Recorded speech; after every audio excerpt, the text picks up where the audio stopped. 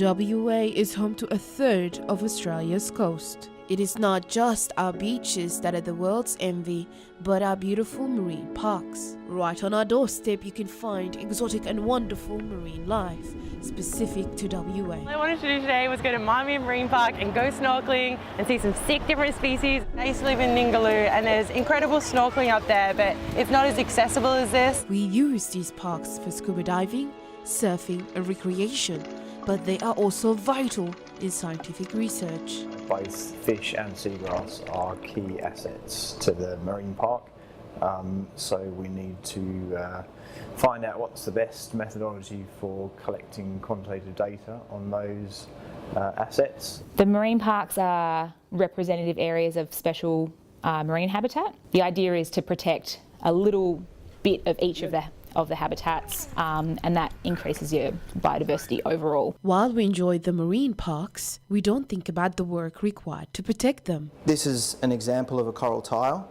that we put out into the marine environment, which planula larvae, which is young coral, would land on, and they'd crawl underneath the tile usually or on the side, and then they start to grow. Global warming, overfishing and pollution have created an alarming threat to marine life. At a global scale, we've got changing climate, so we're seeing an increase in water temperature quite slowly, but that will have an impact on those animals and the habitats that they're living in. From educating our youngsters to saving whales and monitoring corals, Mel Evans has her rewards and her challenges. We've done a couple of releases where we've had the animal tied to the side of the boat, and it's quite a long trip out to sea to get deep enough to be able to let that animal go, and you're not sure if it's going to swim off or turn upside down.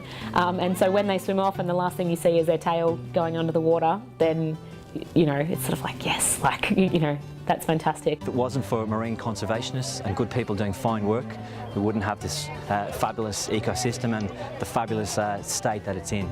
Mel works with the WA community to protect this precious marine life. With one of the volunteer groups from the area, and they had their canoes out there, and they were helping us get these animals into a position where we could get them into a sling and try and get them out of that section of the lake and get them back into deeper water. Definitely a challenging situation for me. I think I'd been in the job for about a month, and also really rewarding. It was fantastic to work with the community because they've got such a passion for their local area. We're definitely making a difference by trying. Sometimes we're not successful, but when you are, it's those little wins that just, yes. And with a view like this, it's easy to see why our underwater environment needs to be protected.